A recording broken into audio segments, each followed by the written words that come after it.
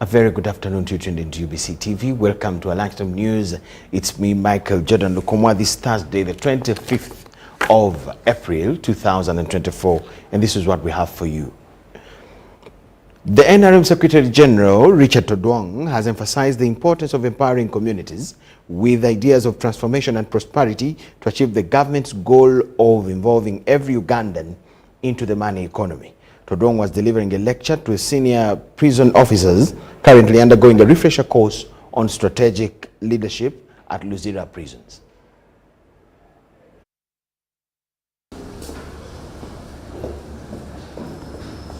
These are some of the senior prison officers participating in the refresher course on strategic leadership at Luzira prisons. Before you start, we have a total of 31 officers. They are here for the post-call intermediate command instructors.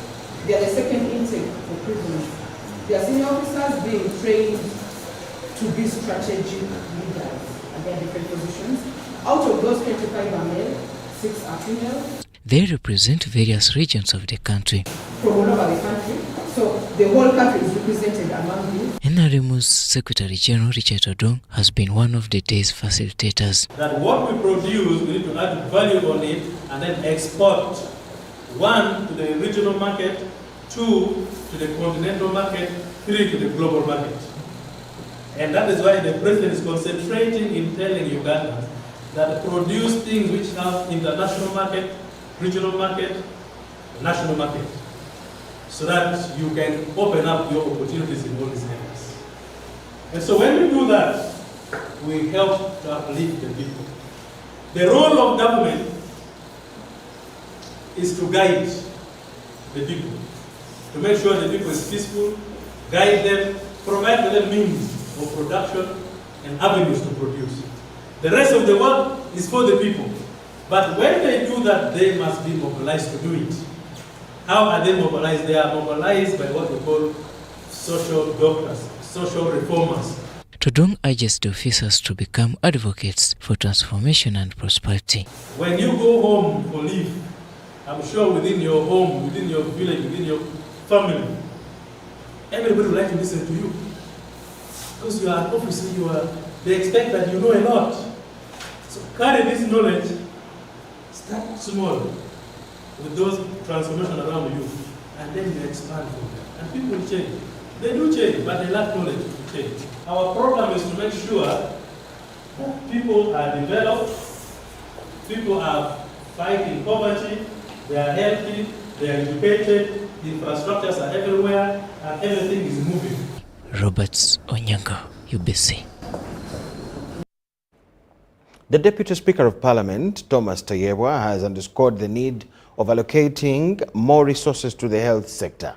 Tayebwa made these remarks during an inauguration ceremony of the Mengo Hospital Eye Complex in Kampala. At the commissioning of the Mengo Hospital Eye Complex, the Deputy Speaker began by touring the facility, which now houses 4 operational theaters from 1 previously. I'm really a lover of people who preach the word of God. I have talked to many that at least for every how many churches, put something which brings the social service. At least put a school, put a hospital, a health facility. Because we are about to have churches where people are going to be coming and preaching and saying, nze ndi mulungi mukutambuza ekigambo. Kati gwe leeta sente tukole. 21 billion shillings was spent on the construction and equipping of the facility with the funding from Christian Blind Mission, a global non-governmental organization. The commissioning of this eye complex marks a milestone in our collective journey towards eliminating avoidable blindness and ensuring access to quality care, eye care services for all. We now have to refocus our budget on Ministry of Health. There is no way as a country we can achieve socioeconomic transformation if we don't focus on the health of our people. Mengo I facility was previously occupying 1,000 square meters of land, but the new facility now sits on 4,000 square meters of land. Expect more than 20 more procedures new, which we have not been doing in this new building. So that has been limited by space, but now we are going to do. Integrity, transparency, accountability were not only done, but seen being done. If this project was somewhere else, it would have taken a lot of money, but here, because it's a Christian institution. 12.4% of Ugandans are living with disability, and of these, 6.5% have visual impairments. Margaret Muhanga, the Minister of State for Primary Health Care, says some of these disabilities are preventable. I'd like to call upon you people present here to help us as Ministry of Health fight preventable diseases. Our disease burden right now stands at 75% preventable. If we can prevent diseases, then we ease the burden on the healthcare system. Diano Olweng Peters, UBC News. Mengo Hospital, congratulations. Women with a Mission have filed a case at the High Court of Tororo under the Human Rights Enforcement Act. They aim at invalidating specific provisions within the revised guidelines on preventing and managing teenage pregnancies in school settings. According to the women, these provisions not only degrade but also contravene the Constitution and numerous human rights, especially those of pupils unfairly expelled from school due to pregnancy.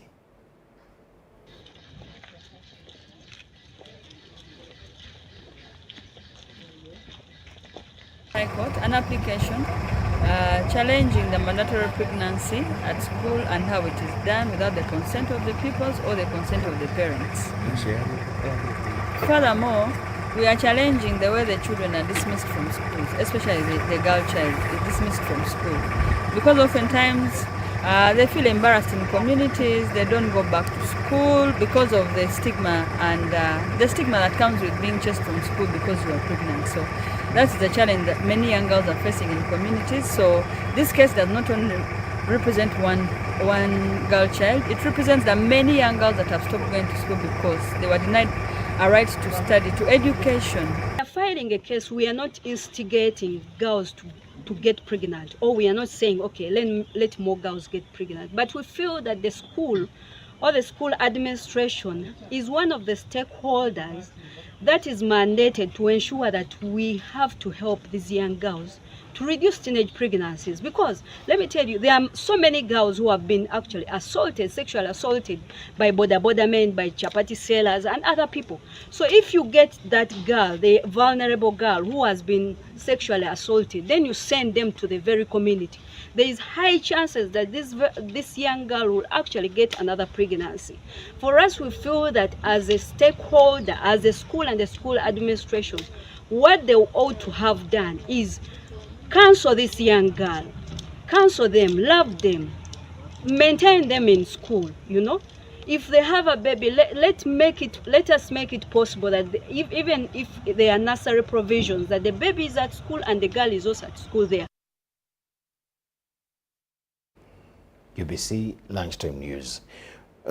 In more news this afternoon, prisoners in Kasese district are urging the government to review their monthly pensions, as some of them still receive as, I beg your pardon, not prisoners, but pensioners in Kasese district have urged government to review their monthly pensions, as some of them still receive as little as 30,000 shillings only. They argue that government should consider adjusting their pensions according to the current salary scale of active public service.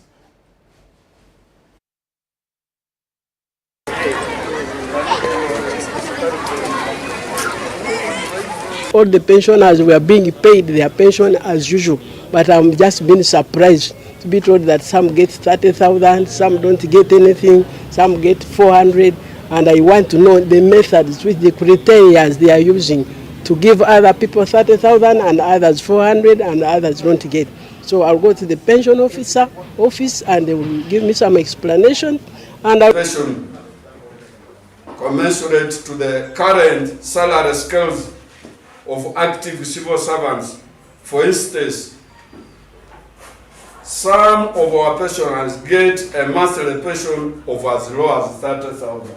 Here, topography, stroke terrain, and the high population growth rate of our district, vis-a-vis the dire need for equitable service delivery.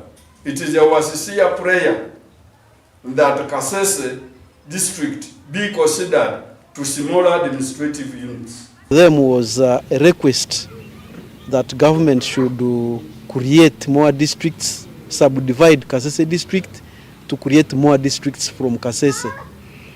Definitely that issue has been on since 2011, and the indicators were that politicians have not bothered to consult the population, and that's why there has been resistance. Whoever is willing to subdivide the district, the population has always resisting the idea. Government is to revise the Uganda National Road Fund Amendment Bill of 2024 after Parliament had advanced its scrutiny. Minister for Works and Transport Katumba Wamala requested Parliament to consider withdrawing the bill in order to inform its way forward. The move is not far from the status of the report of the Parliamentary Committee that had asked the House to reject the new bill in its entirety. The controversy arose after the House was notified that the Uganda Road Fund capitalization is derived from the consolidated fund, unlike its obligations. Parliament, chaired by Speaker Anita Among, on Wednesday deliberated on a number of issues, including government's response on the status of the implementation of the National Development Plan 3, National District, Urban and Community Access Road projects. The COVID-19 pandemic greatly affected UNRA's ability to achieve the set targets. Several activities, mainly road construction, were affected by the lockdown and or partial lockdown. Government also responded to the query brought on Tuesday by the Leader of Opposition, Joel Senyonyi, on the appointment of Assistant RDCs. I noted the concerns of the Right Honourable Speaker, and there shall be drawn to the attention of the appointing authority on the case-by-case basis. On the pursuance of the rationalization of government agencies and public expenditure, the debate to repeal the Uganda Road Fund prematurely ended as government was quick to ask for more time to revise the status of the fund. The road fund waits for money from the consolidated to be passed to it for it to pass it to the district. So you have a tier. When the money is collected, originally it was supposed to go to the road fund, which did not happen. For operationalization. So it went to consolidated fund, which returns back the money. The Parliamentary Committee on Physical Infrastructure rejected the government proposal to mainstream the Uganda Road Fund into the Ministry of Works and Transport, claiming that the move would encompass state development. If the road fund is mainstreamed in the Ministry of Works and Transport, the fair and equitable allocation of road maintenance resources among the beneficiaries, including the Ministry of Works and Transport, will be affected.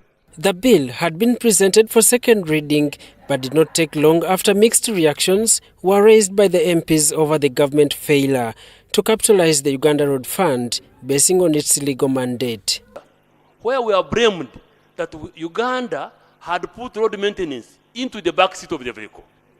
That the way to do it, you must have a specialized body, agency, to collect the money. And now we have it. If it has been denied some money, but we cannot destroy it. The maintenance of the roads is important. But the PFMA, and I think the URA Act, makes that money go to the consolidated.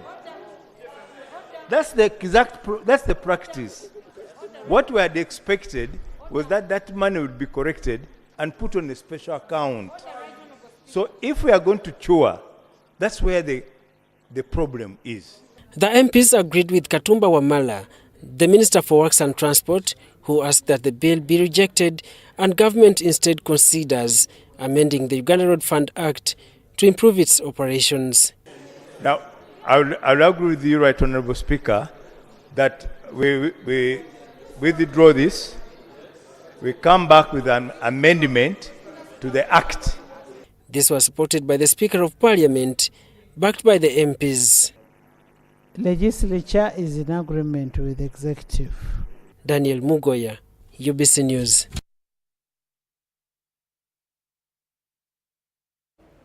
We thank you so much for watching. Let's take a short break. Don't miss what we have on return.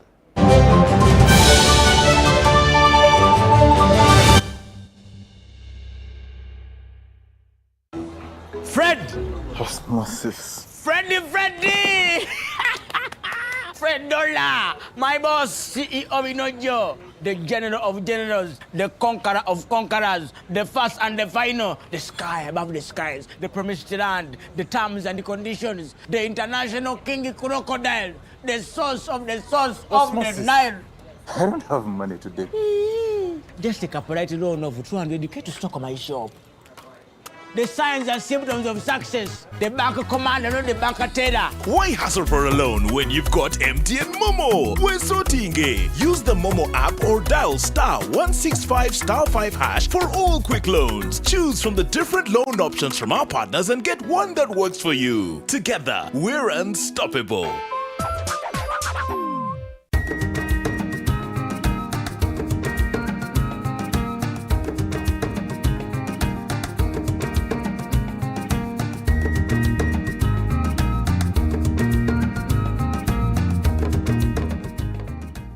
Amazina ntino Mchisha Grace. Chibina baracheta Nyabare Women's Goats Rearing Group. My name is Tino Mchisha Grace and I am part of Nyabare Women Goats Rearing Group, consisting of 30 women. We initially started with a plan to rear goats, but we faced some financial constraints. Fortunately, the IWEP program came to our aid. With the funds we received, we were able to purchase 30 goats. Twaprayinga twakora ebiri kugendererwaho byona sente twazitunga twagura embuzi 30 twarwanisa kugira ngo tushashure esente ezo. We were determined to repay the loan even if it meant not making any profits initially. As the goats started giving birth, we sold the offsprings. A portion of the earnings was deposited into the bank and the balance was shared among our members to improve their living standards. Obujo umare kuranisa nko kwari kubasa.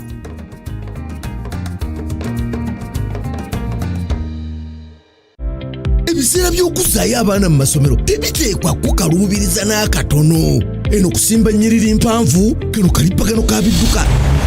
Simanya kuzunga na banka siripsi.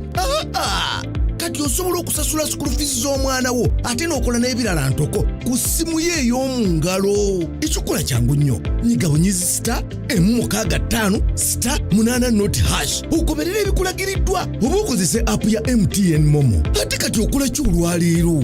MTN Mobile Money Uganda Limited erungamizibwa banka enkulu eya Uganda.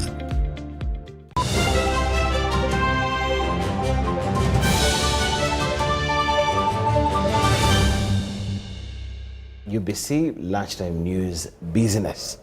The chairperson of the Uganda Human Rights Commission, Mariam Wangadia, has urged top leaders in the East African countries to discuss issues of borders within the region. She emphasized that not everyone crossing from one country to another should be classified as an immigrant, expressing her desire to see the immigration notion abolished.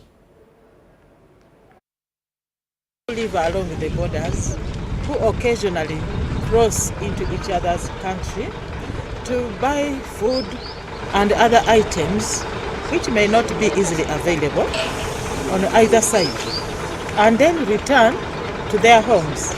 These people are not migrants. And the idea of immigration, or the word migration, from one East African country to the other should cease the revival of the East African community must not be in vain.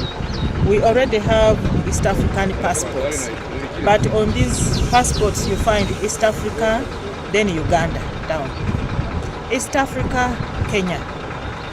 I look forward to a borderless East Africa, where one East African can visit another part of East Africa without being referred to as a migrant. Of course, that same ID is used at the border and they still access Uganda the way they want. But there are those few privileges they don't get, like you say, buying land or using their national ID. That's why they fight a lot to get the Ugandan IDs. And also, if you even interview that lady very well, you'll find that she has a Ugandan national ID. That's denying her entry. The person has a family in Uganda on a humanitarian ground. We feel for her, we say, okay, proceed, but you are holding our national ID in illegality. We are operating a virtual one-stop border.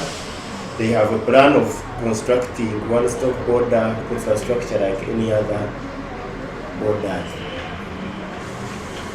So most of the facilities you may see are not so much permanent, and we are limited by space, both in accommodation and the sales, office space. Is that police is trying its best to protect the rights of migrants or that are detained. It's unfortunate that we've not got any person or any migrant in the detention facility, but from the records that we've seen, we've been able to monitor the registers. We've noted that there are not many issues or complaints that are normally registered.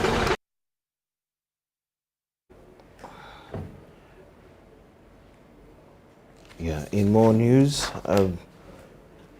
we take a short break and return with international news. Thank you so much for watching.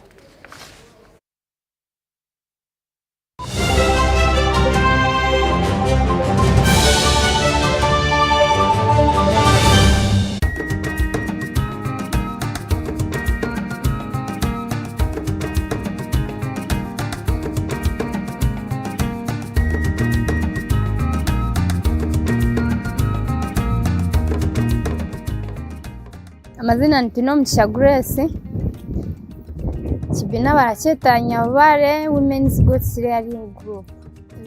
My name is Mugisha Grace and I am part of Nyabubare Women Goats Rearing Group, consisting of 30 women. We initially started with a plan to rear goats, but we faced some financial constraints. Fortunately, the IWEP program came to our aid. With the funds we received, we were able to purchase 30 goats. Twaprayinga twakora ebiri kugendererwaho byona sente twazitunga twagura embuzi 30 twarwanisa kugira ngo tushashure esente ezo. We were determined to repay the loan even if it meant not making any profits initially. As the goats started giving birth, we sold the offsprings. A portion of the earnings was deposited into the bank and the balance was shared among our members to improve their living standards. Obujo umare kuranisa nko kwari kubasa.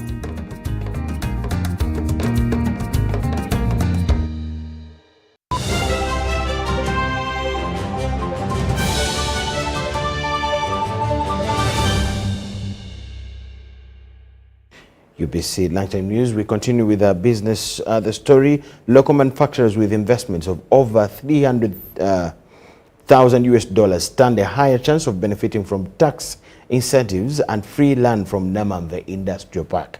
State Minister for Investment and Privatization, Evelyn Anita, encourages local investors to embrace manufacturing in order to complement government's effort in economic development and employment creation.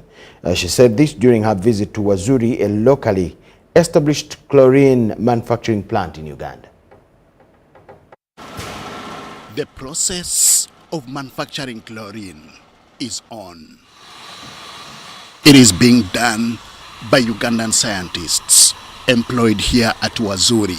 It is a locally founded manufacturing plant in Bweyogerere, near Kampala. What is produced is a product used for water treatment and purification. But also when you come to cleaning products domestically, all our toilet cleaners, all our bleach products which are used for cleaning, so many of those products use chlorine as a base ingredient. The production of this detergent is an import substitution strategy for Uganda. To witness this is Minister of State for Investment and Privatization, Evelyn Anite. She is appreciative. What this means to us as a country is that we are going to cut down or eliminate importation of chlorine that national medical stores or national water or all the other companies that have been using joint medical stores that have been using disinfectants or chlorine to treat water. They will not have to go to other developed countries to buy this chlorine, but they will have to buy it from Uganda. Such an undertaking stands a chance of benefiting from tax incentives, a challenge local manufacturers face. Getting some raw material in to get the clearance, it takes a while. For example, our raw material sat in the bond for a very long time before we got the approval to have it zero rated. Companies like us, if you invest up to $300,000 US, you actually qualify to get up to 10-year tax holiday. And Howard has already invested more than $300,000. The investment is worth 5.5 billion Uganda shillings, with possibilities of having the investment expanded. Henry Okrut, UBC.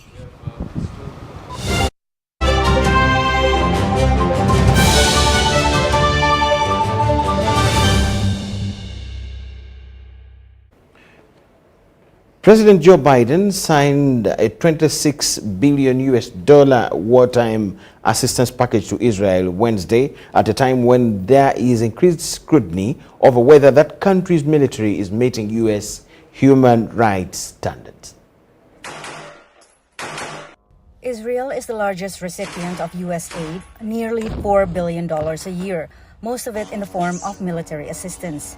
The United States is about to give $26 billion more. My commitment to Israel, I want to make clear again, is ironclad. The security of Israel is critical. It will always make sure that Israel has what it needs to defend itself against Iran and terrorists it supports. Military aid to Israel comes as the Biden administration conducts an internal review of whether Israel and other partners provided with American weapons comply with international and U.S. laws. The Netanyahu government has told the U.S. they did.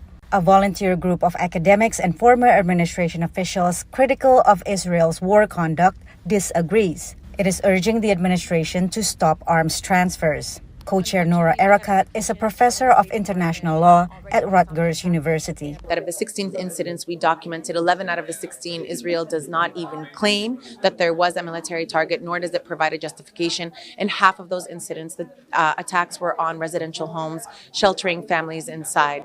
The task force said it reviewed thousands of incident reports, including on IDF airstrikes on 2 refugee camps, Maghazi and Jabalia.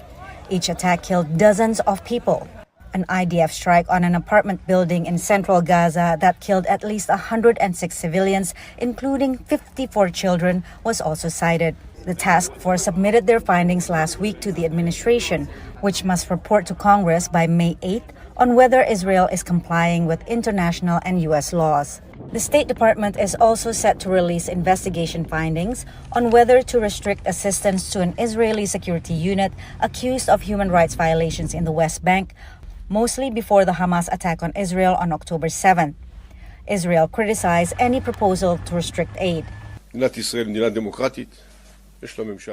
The state of Israel is a democratic country. It has a government. It has an army. It has a hierarchy. And it seems to me that imposing sanctions on a solid unit is not the right way. Israel has been retaliating against an October 7th Hamas attack that killed 1,200 people. More than 34,000 Palestinians have been killed in the war, mostly civilians. The $26 billion aid package for Israel is part of legislation passed by the Senate late Tuesday that also includes $61 billion in aid for Ukraine and $8 billion for U.S. security in the Indo-Pacific. Patsy Widakuswara, VOA News, Washington.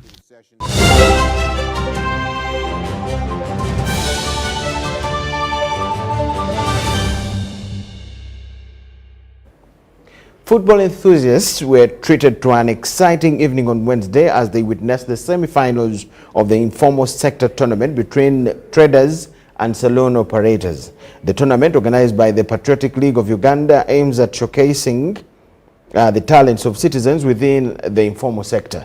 PLU members, under the leadership of the Vice Chairperson Michael Nwajira, noted that the match coincided with the 50th birthday of their leader, General Muhoozi Kainerugaba. The traders narrowly clinched victory with a 1-0 score, advancing to the finals.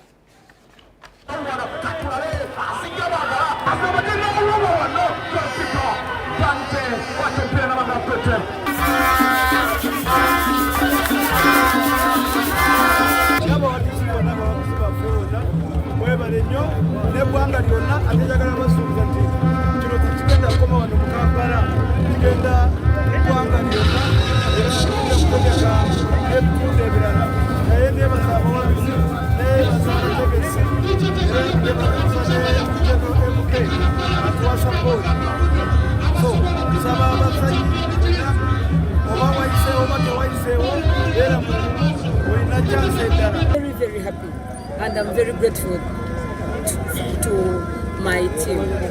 My team has done the best.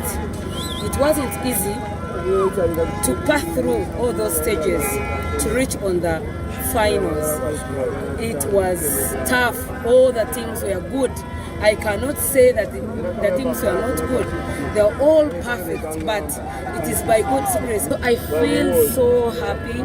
I'm very humble to God, and I'm so grateful and thankful to CDF who has done this. And because, by the way, my jubilation is I'm jubilating the birthday of General MK, the CDF, the one who is sponsoring this tournament.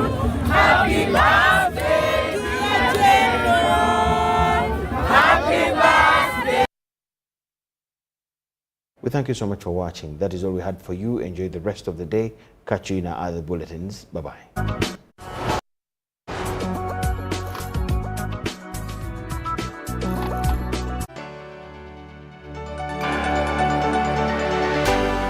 UBC, inspiring Uganda.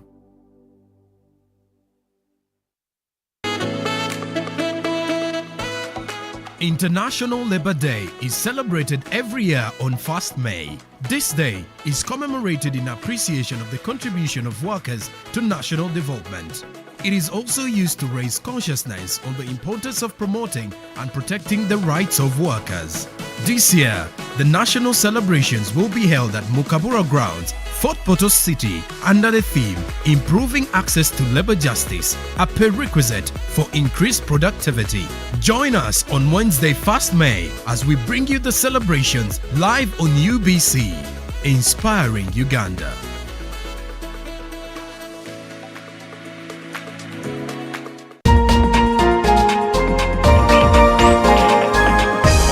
One-on-one with Michael Jordan Lukomwa. A weekly face-to-face conversation focusing on accountability, inspiration, information, and sensitization of the public from the various sources such as inspirational profiles. Having a disability is not inability. Professional guidance. There is no special antiretroviral therapy that is given specifically for discordant couples. And of course, politics. Don't you see anywhere that you would give a credit in the fight against COVID? My role as the owner of the country is not to, be preoccupied by giving credit to my servant. We have said that if we are to talk to General Museveni, there must be certain conditions in place. Is it true that you paid 5 million shillings to MPs that voted for Anita Monga and Taye?